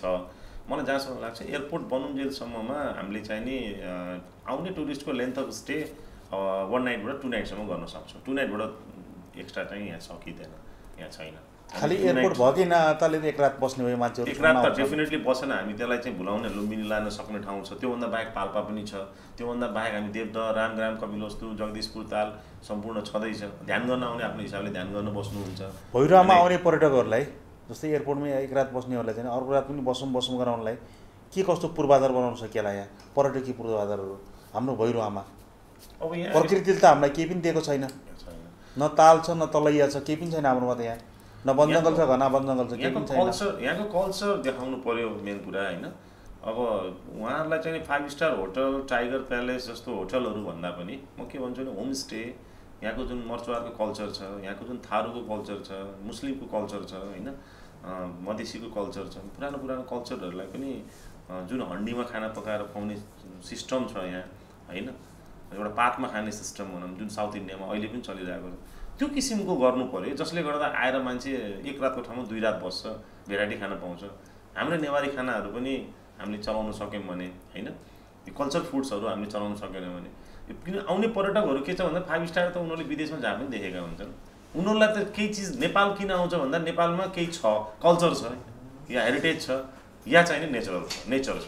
नेचरलको लागि रेड लेभल, ब्ल्याक लेभल आफ्नै ठाउँमा खाएका हुन्छन्। यहाँ र लोकल वासा ऐला खुवाउनु पर्यो, लोकल वासा ऐला खुवाउनु पर्यो, त्यो टेस्ट गराउनु पर्यो। त्यो खुल्ला रूपमा होइन, त्यसलाई नियन्त्रित रूपमा पनि होइन होमस्टेले जुन किसिमले गरिरहेको छ।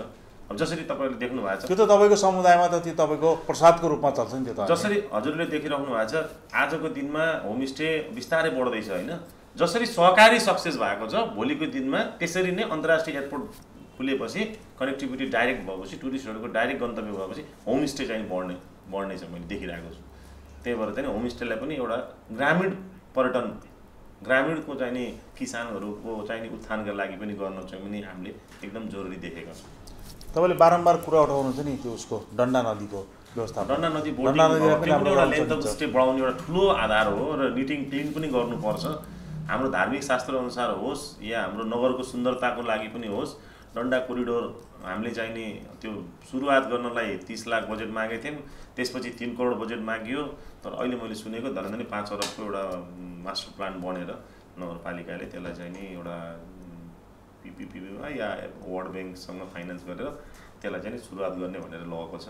जे होस् त्यो डन्डा खोला कोरिडोरमा चाहिँ बोटिङ गरेर एउटा चाहिँ नि त्यो कोरिडोर डेभलप भयो भने जसरी पोखरामा लेक साइड बनेको छ हैन, सी बीचहरू बन्छ, त्यसरी चाहिँ डन्डा खोला कोरिडोर चाहिँ बन्छ मलाई लाग्छ।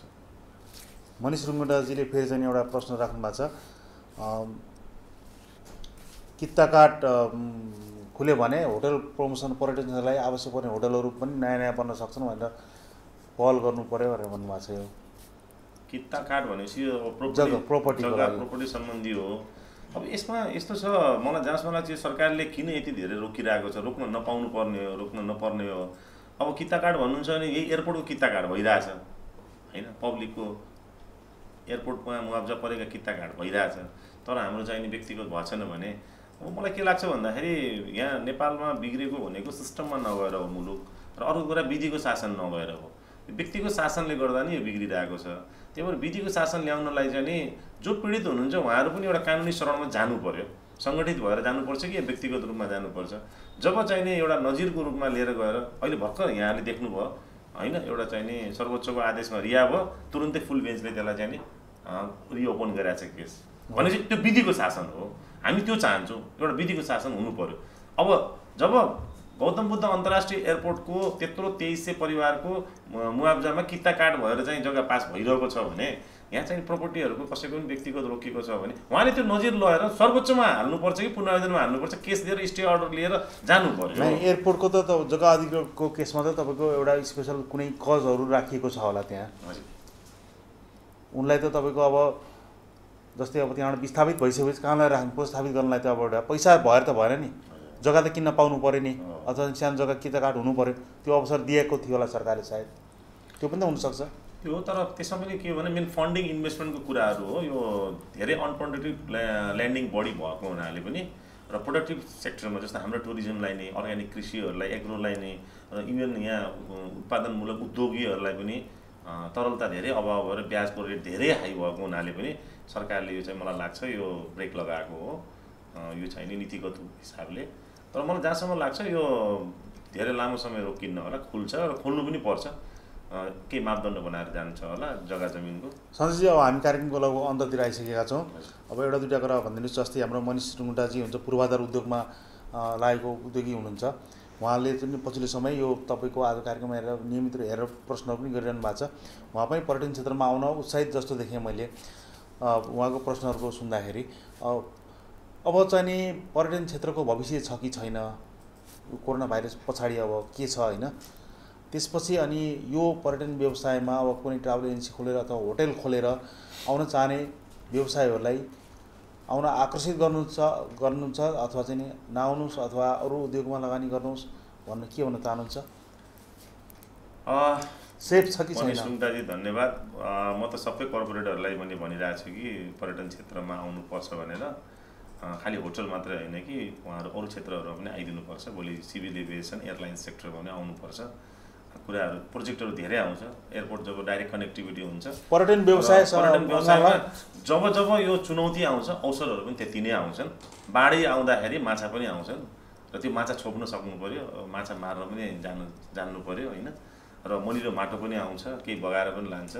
अब आत्तिएर भएन हैन, हामी चाहिँ नि संयमित भएर यो चाहिँ नि एक प्रकारले सबै विश्वभरि नै आएको एउटा यो कोरोनाको मार हो र यसले हामीलाई चाहिँ नि जुन यो लकडाउन पिरियड दिएको छ यसलाई चाहिँ नि हामीले युज गर्नु पर्यो हैन। हामीले आफूलाई फ्युज हुन दिनु भएन र हामीले आफूलाई संयमित गरेर परिमार्जित गरेर समयअनुसारले तयारी साथ जानु पर्यो। हामी अहिले बङ्करमा छौँ हैन, बाहिर चाहिँ नि यो एक प्रकारले रेडिएसन हाई भयो, न्युक्लियर ब्लास्ट भयो, एक प्रकारले यो तेस्रो विश्वयुद्ध बराबर नै छ हाम्रो लागि, महाभारतै हो र हामी चाहिँ बङ्करमा छौँ। अब बङ्करबाट निस्किनको लागि के गर्नु पर्यो भन्ने कुरा अब यहाँहरूले पनि बुझ्नु पर्यो। सबभन्दा मैले के भन्छु भन्दाखेरि गौतम बुद्ध यहीँ जन्मेको छ, संसारै उनले कसरी चाहिँ नि एनलाइटेड गर्नलाई राजपाट छोडेर एउटा युवराजको पोस्ट, राजाको पोस्ट छोडेर ध्यानको कारणले गर्दा नै उनले चाहिँ नि जसरी मुक्ति पाएर सबैलाई मुक्ति मार्ग देखाइरहेको छ। मैले पनि यो कुरा अनुभव गरेँ लकडाउनमा। 1 महिना करिब हामी पनि पहिलो चरण चाहिँ ध्यानमै गएको हो र त्यसपछि योग र अन्यमा र त्यसपछि अहिले हामी चाहिँ वर्कसपहरूमा गएर अनलाइन जुम मिटिङहरू ट्रेनिङहरू गरेर हामी तयारीको साथमा गइरहेको छौँ र हामीलाई धेरै ठुलो आशा छ पर्यटनमा। अहिले पनि यो वर्ष चाहिँ हामी सस्टेन हुन सक्यौँ भने नेक्स्ट इयर हामी चाहिँ नि बुम गर्छौँ र इन्टरनेसनल कनेक्टिभिटी पाउने बित्तिकै हामी जब जसरी चाहिँ नि एउटा समुद्रको बन्दरगाहसँग एउटा भूपरिस राष्ट्रले यदि चाहिँ नि बाटो पायो भने के हुन्छ, त्यसरी हामीले पनि लुम्बिनीले चाहिँ नि डाइरेक्ट कनेक्टिभिटी पायो भने हामीले टुरिज्म सेक्टरबाट सबै सेक्टरलाई निर्माण होस् चाहे कृषि होस् सबैलाई समेटेर लान सक्ने एउटा यो सेक्टर भएको हुनाले म के भन्छु भन्दाखेरि, तर यसमा म अनुरोध के गर्छु भने छिमेकी मुलुक दुईटा छिमेकी मुलुकसँग छिमेकीसँग सबैले सम्बन्ध राम्रो राख्नुपर्छ। सबभन्दा पहिलो अप्ठ्यारो पर्दाखेरि पनि काम लाग्ने छिमेकी नै हो र छिमेकीलाई सबभन्दा पहिला रिजाएर ब्यालेन्स मिलाएर लानुपर्छ र जुन छिमेकीबाट आउने पर्यटक छ त्यसको चाहिँ गणना छैन। त्यो यदि गणना हुने हो भने हाम्रो हरेक साल 20 लाख पर्यटक आइरहेको छ, त्यसमा 10 लाख त भारतीय मात्र पर्यटक आउँछ। तर एउटा दुःखलाग्दो कुरा पर्यटकलाई अहिलेसम्म पर्यटकको रूपमा गणना गरिन्न। जति जति उत्तर गइन्छ त्यति त्यति हाम्रो भारतीय पर्यटकलाई त्यति राम्रो सम्मान गरिँदैन। होइन त्यो किसिमले जुन किसिमको उहाँहरूको क्रय शक्ति छ र उहाँहरूले लेन्थ अफ स्टे छ र हाम्रो सबभन्दा ठुलो कस्टमर हो, त्यसलाई चाहिँ नि सरकारले राज्यले प्रायोरिटी दिएको देखिन। त्यो हामीलाई एकदम दुःखी छौँ र म यो मिडिया मार्फतै भन्न चाहन्छु, चाहे भारतीय होस् चाहे चाइनिज होस् पर्यटक समान व्यवहार हुनु पर्यो। त्यो आन्तरिक भएपछि पनि एउटा स्टेटबाट 5 नम्बर प्रदेशबाट 3 नम्बर प्रदेशमा नेपाली नै जान्छ भने पनि त्यसलाई पर्यटकको रूपमा सम्मान हुनु पर्यो, जसरी हामीले आफ्नो घरमा आउने पाहुनालाई सम्मान गर्छौँ। सन्देश खाती छेत्रीले पर्यटन विकासको लागि सधैँ लागिरहने हजुरको सोचहरू पुरा हुँदै जाओस् भन्ने शुभकामना पनि दिनुभएको छ। हामी कार्यक्रमको अन्तिममा आइसकेका छौँ। अन्तिममा हाम्रो कार्यक्रम हेरेर बस्ने दर्शकहरूलाई यो अलिक गम्भीर समय छ, जोखिमको अवस्था बढिरहेको छ, यस्तो बेलामा के सन्देश दिन चाहनुहुन्छ? एउटा पर्यटन व्यवसायको नाताले सोटो प्रदेश 5 को अध्यक्ष पनि हुनुहुन्छ, के भन्न चाहनुहुन्छ? म सम्पूर्णलाई हात जोडेर अनुरोध गर्न चाहन्छु, जसरी हामी नेपालीहरूले पारदर्शितापूर्ण रूपमा हामी प्राइभेट सेक्टरले हाम्रो चाहिने ट्रान्ज्याक्सन अनलाइन गरेर हामी देखाएका छौँ, त्यसरी नै हाम्रो नेताजीहरूले पनि आफ्नो ट्रान्ज्याक्सन आफ्नो सम्पत्ति पारदर्शितापूर्वक देखाइदिनुहोस्, सिस्टममा हिँडिदिनुहोस्, व्यक्ति होइन विधिको शासन लागू गरिदिनुहोस्। मुलुक धेरै राम्रो अगाडि बढ्छ, नेपालीले नेपाल बनाउन सक्छ। तर हजुर नेताजीहरू पछाडि परिराख्नु भएको छ, प्लिज तपाईँहरू चाहिँ नि राष्ट्रियतामा एक भइदिनुहोस् र चाहिँ नि अननेसेसरी खर्च नगरिदिनुहोस्। व्यक्तिगत रूपमा भन्दा राष्ट्रको चिन्तनप्रति सोच राखेर सबै एक भएर अहिले यो ठुलो महामारीसँग जुझ्नलाई हामी नेपाली सबैलाई चाहिँ नि सहानुभूति हौसला दिनको लागि पनि म आजको यस न्युज ओके मार्फत हार्दिक विनम्र अनुरोध गर्छु। हस् त, हामीलाई समय दिनुभयो, हाम्रो स्टुडियोमा आएर पर्यटन क्षेत्रका बारेमा जानकारी गराउनुभयो, पर्यटनलाई कोरोनाले पारेको प्रभावको बारेमा जानकारी दिनुभयो, साथै अब हामी कसरी अगाडि बढ्ने भन्ने विषयमा पनि जानकारी गराउनुभयो। यसको लागि यहाँलाई धेरै धेरै धन्यवाद छ। साथै पर्यटन क्षेत्रको विकासको लागि काम गर्दै गर्दा अझै पनि कोरोना भाइरसको जोखिम कायमै छ। आफ्नो स्वास्थ्यलाई ध्यान दिएर कार्य सम्पादन गर्नुलाई हाम्रो शुभकामना छ। Thank you. नमस्ते।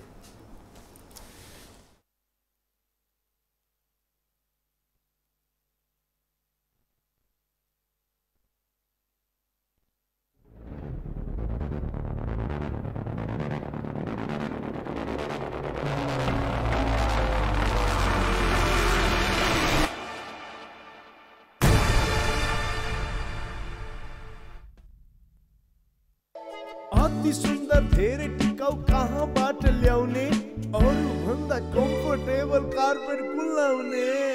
मैले जस्तै बुझ्नु पर्यो, नयाँ जेन्सा कार्पेट नै ल्याउनु पर्यो। जेन्सा कार्पेट हाम्रो नै राम्रो। अरूभन्दा बढी कम्फर्ट, ब्युटी अनि भेराइटी छ, किनकि बेस्ट टेक्नोलोजीमा हाम्रो देशको आफ्नै उत्पादन छ। कसम हाम्रो नै राम्रो। जेन्सा कार्पेट।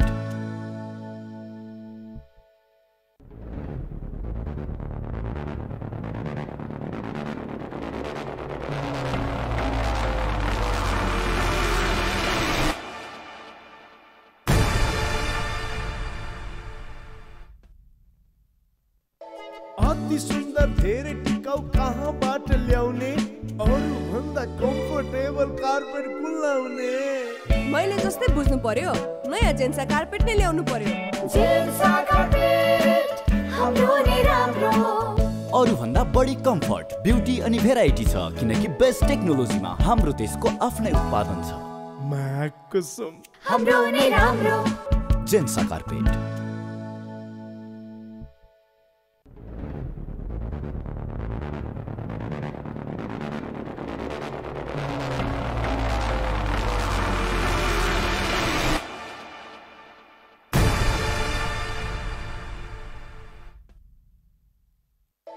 अति सुन्दर धेरै टिकाउ कहाँबाट ल्याउने, अरू भन्दा कम्फर्टेबल कार्पेट कुलाउने।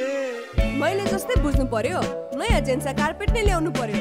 जेन्सा कार्पेट हाम्रो नै राम्रो अरूभन्दा बढी कम्फर्ट, ब्युटी अनि भेराइटी छ किनकि बेस्ट टेक्नोलोजीमा हाम्रो देशको आफ्नै उत्पादन छ। कसम हाम्रो नै राम्रो जेन्सा कार्पेट।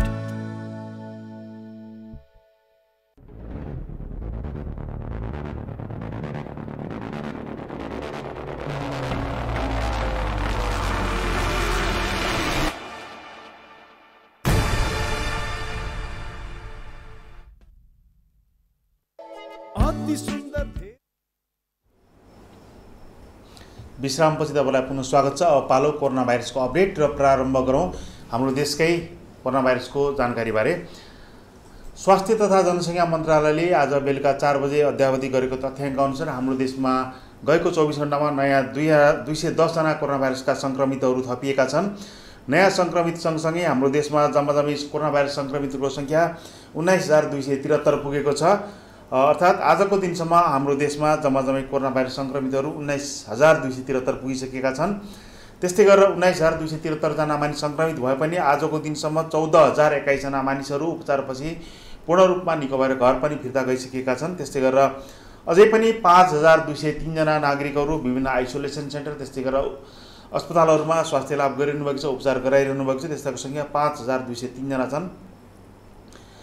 दुःखको साथ भन्नुपर्छ आजसम्म 49 जनाको ज्यान गएको छ कोरोना भाइरस सङ्क्रमणको कारणले हाम्रो देशमा। त्यस्तै गरेर अझै पनि 14,471 जना क्वारेन्टाइनमा बसिरहनु भएको छ देशभरका विभिन्न स्थानीय तहले बनाएका क्वारेन्टाइनमा। र क्वारेन्टाइनमा एकजना नागरिकको बसाइ अवधि 14 दिन हुने गरेको छ। त्यस्तै गरेर पिसिआर परीक्षण पनि बढिरहेको छ। आजको दिनसम्म आउँदा 3,58,344 जनाको पिसिआर परीक्षण भएको छ भने आरडिटी परीक्षण 3,12,402 जनाको भएछ। यो रह्यो हाम्रो देशको कोरोना भाइरसको अपडेट। अब हामी एकैछिन प्रदेश 5 को कोरोना भाइरसको अपडेटको लागि तपाईँलाई लग्दैछौँ।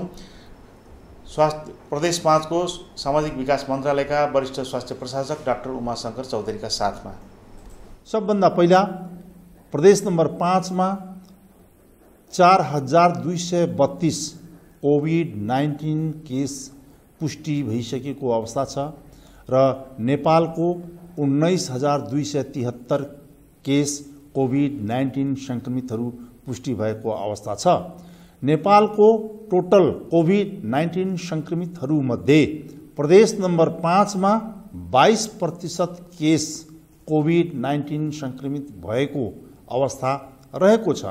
प्रदेश नम्बर 5 मा एक्टिभ केस कोभिड-19 का 315 जना अहिले उपचारमा रहनु भएको छ र यसमध्ये पूर्ण रूपमा निको भएर घर गएको सङ्ख्या अर्थात् डिस्चार्ज भएको सङ्ख्या यो प्रदेशको 3,904 रहेको छ भनेदेखि कोभिड-19 सङ्क्रमितहरूमध्येबाट 13 जनाको यो प्रदेशमा मृत्यु पनि भएको अवस्था छ र नेपालमा अहिलेसम्म कोभिड-19 सङ्क्रमित भएका मध्ये मृत्युको सङ्ख्या 49 रहेको छ र गत 24 घण्टामा प्रदेश नम्बर 5 मा 3 जना कोभिड-19 थप पुष्टि भएको अवस्था छ। उहाँहरू 3 जना पुरुष रहेको अवस्था चाहिँ छ। यसै गरी विगत 15 दिनमा अर्थात् विगत 2 हप्तामा यो प्रदेशमा स्वाब सङ्कलन भएको जम्मा सङ्ख्या 7,078 रहेको छ भनेदेखि यसमध्ये जाँच भएको अवस्था 7,781 हो र दैनिक औसत स्वाब सङ्कलनको एभरेज हेर्दा 236 जनाको दिनहुँ स्वाब सङ्कलन हुने गरेको छ भनेदेखि दैनिक रूपमा यो प्रदेशमा जाँच भएको कोभिड-19 आरटीपीसीआर जाँच भएको सङ्ख्या भनेको 259 एभरेजमा रहेको छ र प्रदेश सरकार सामाजिक विकास मन्त्रालयले कोभिड-19 पुष्टि भएका सङ्क्रमितहरूलाई व्यवस्थापन दुई किसिमको हुँदै आएको छ। तीमध्ये सबभन्दा पहिलो कोरोना विशेष आइसोलेसन अस्पतालहरूबाट हामीले व्यवस्थापन गर्दै आएका छौँ र कोरोना विशेष आइसोलेसन अस्पतालहरू यहाँहरूको बिचमा यसको विवरण राख्न चाहे। सबभन्दा पहिला लुम्बिनी प्रादेशिक अस्पताल धागो कारखाना बुटोलमा सञ्चालनमा रहेको यो अस्पताल हो। यहाँ अहिलेसम्म 76 जना कोभिड-19 पुष्टि भएका सङ्क्रमितहरू भर्ना भएर सेवा लिएको अवस्था छ भनेदेखि 14 जना अहिलेसम्म यो अस्पतालको आइसियुमा भर्ना भएर सेवा लिएको पनि अवस्था छ। यसै गरी यो अस्पतालबाट 84 जना पूर्ण रूपमा निको भएर अस्पतालबाट डिस्चार्ज भई घर गएको पनि अवस्था छ भनेदेखि विगत 24 घण्टामा सामान्य बेडमा 4 जना सेवा लिइराख्नु भएको छ भनेदेखि 2 जना अहिले पनि क्रिटिकल अवस्थामा हुनुहुन्छ, आइसियुमा भर्ना हुनुभएको छ र उहाँहरूको विशेष गरेर उपचार चलिरहेको छ। यसै गरी सामाजिक विकास मन्त्रालयले सञ्चालन गरेको कोरोना विशेष आइसोलेसन अस्पतालमध्ये भीम अस्पताल भैरहवा पनि हो र यहाँ अहिलेसम्म 99 जना कोभिड-19 पुष्टि भएका सङ्क्रमितहरू भर्ना भएको अवस्था हो भनेदेखि 99 जना नै पूर्ण रूपमा निको भएर यो अस्पतालबाट डिस्चार्ज भई घर गएको चाहिँ अवस्था रहेको छ र अहिले यो अस्पताल कोभिड-19 सङ्क्रमितहरूको व्यवस्थापन गर्नुभन्दा पूर्व रूपमा सञ्चालन गरेका स्वास्थ्यका सेवाहरू निरन्तर रूपमा अब अहिले सञ्चालनमा आइसकेको अवस्था छ र यसै गरी प्रदेश सरकारले सञ्चालन गरेको अर्को कोरोना विशेष आइसोलेसन अस्पताल भनेको सुशील कोइराला प्रखर क्यान्सर अस्पताल हो। यो खजुरा बाँकेमा सञ्चालनमा रहेको छ र यहाँ अहिलेसम्म 98 जना कोभिड-19 पुष्टि भएका सङ्क्रमितहरू भर्ना भएको अवस्था छ भनेदेखि यसमध्ये 80 जना पूर्ण रूपमा निको भएर घर जानुभएको छ र 18 जना विगत 24 घण्टादेखि यो अस्पतालमा सेवा लिइरहेको पनि अवस्था चाहिँ छ। यसै गरी चौथो कोरोना विशेष आइसोलेसन अस्पताल केन्द्रीय संस्कृत विद्यापीठ बेरझुन्डी दाङमा सञ्चालनमा रहेको छ। यहाँ अहिलेसम्म 237 जना कोभिड-19 पुष्टि भएका सङ्क्रमितहरू यो अस्पतालमा भर्ना हुनुभएको छ भनेदेखि अहिलेसम्म यो अस्पतालबाट 219 जना कोभिड-19 सङ्क्रमितहरू निको भएर घर गएको पनि अवस्था छ भनेदेखि विगत 24 घण्टामा यो अस्पतालमा अहिले पनि 18 जना कोभिड-19 सङ्क्रमित भएका व्यक्तिहरू आइसोलेसन तथा उपचार सेवा लिइरहेको अवस्था चाहिँ छ। यसै गरी यो 4वटै अस्पतालको टोटल विवरण हेर्ने हो भने अहिलेसम्म यी 4वटै अस्पतालमा 510 जना भर्ना भएर सेवा लिएको अवस्था छ भनेदेखि 14 जना आइसियुमा सेवा लिएको तथ्याङ्क रहेको छ र यसमध्ये 482 जना पूर्ण रूपमा स्वस्थ भएर अस्पतालबाट डिस्चार्ज भएर घर जानुभएको छ भनेदेखि विगत 24 घण्टामा 40 जना कोभिड-19 सङ्क्रमित भएका सङ्क्रमितहरू अहिले पनि जनरल बेडमा सेवा लिइराख्नु भएको छ भनेदेखि 2 जना अहिले पनि आइसियुमा सेवा लिइरहेको अवस्था चाहिँ छ। यसै गरी प्रदेश सरकार सामाजिक विकास मन्त्रालयले कोभिड-19 पुष्टि भएका सङ्क्रमितहरूलाई आइसोलेसन केन्द्रहरूमा पनि व्यवस्थापन गर्दै आइरहेको छ र यो प्रदेशको आइसोलेसन केन्द्रहरूको विवरण यहाँहरूको बिचमा राख्न चाहे। केन्द्र आइसोलेसन केन्द्रहरू अहिलेसम्म यो प्रदेशमा 93 वटा साइटमा सञ्चालन रहेको अवस्था छ भनेदेखि यसको बेडको क्यापेसिटी 3779 रहेको छ। सबभन्दा पहिला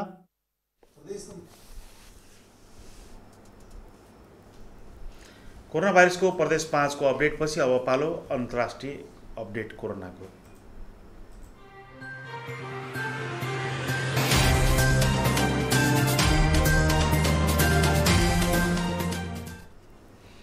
कोरोना भाइरसको अन्तर्राष्ट्रिय अपडेटको कुरा गर्दा विश्वभरमा यो समयसम्म कोरोना भाइरस सङ्क्रमण पुष्टि भएको मानिसहरूको सङ्ख्या 1,69,69,310 पुगिसकेको छ भने 1,05,09,114 जना मानिसहरू पूर्ण रूपमा निको भएर घर पनि गइसकेका छन् उपचारपछि।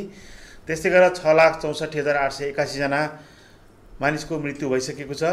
सबैभन्दा बढी प्रभावित हुने देश अमेरिका हो। अमेरिकामा यो समयसम्म 45,10,666 जना मानिसहरू कोरोना भाइरस सङ्क्रमण पुष्टि भइसकेको छ भने त्यहाँ मृतकहरूको सङ्ख्या 1,52,626 पुगेको छ। त्यस्तै गरेर भारतमा ब्राजिलमा 24,84,000 मानिस सङ्क्रमित भइसकेका छन्, त्यहाँ 88,000 मानिसको मृत्यु भएको छ। त्यस्तै गरेर भारतमा 15,58,447 जना मानिसमा कोरोना भाइरस सङ्क्रमण पुष्टि हुँदा मृतकहरूको सङ्ख्या 34,485 पुगेको छ। त्यसै गरी रुसमा 8,28,000 बढी सङ्क्रमित हुँदा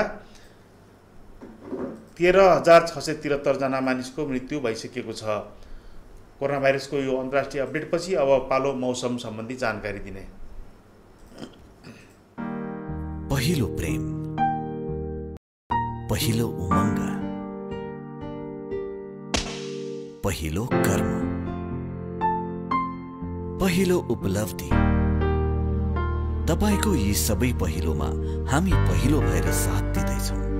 डिजाइनमा पहिलो, क्वालिटीमा पहिलो, कम्फर्टमा पहिलो। नेपालको पहिलो इटालियन टेक्नोलोजीबाट उत्पादित जुत्ता तथा चप्पलहरू मिलानो इन्टरनेसनल स्टेप्स।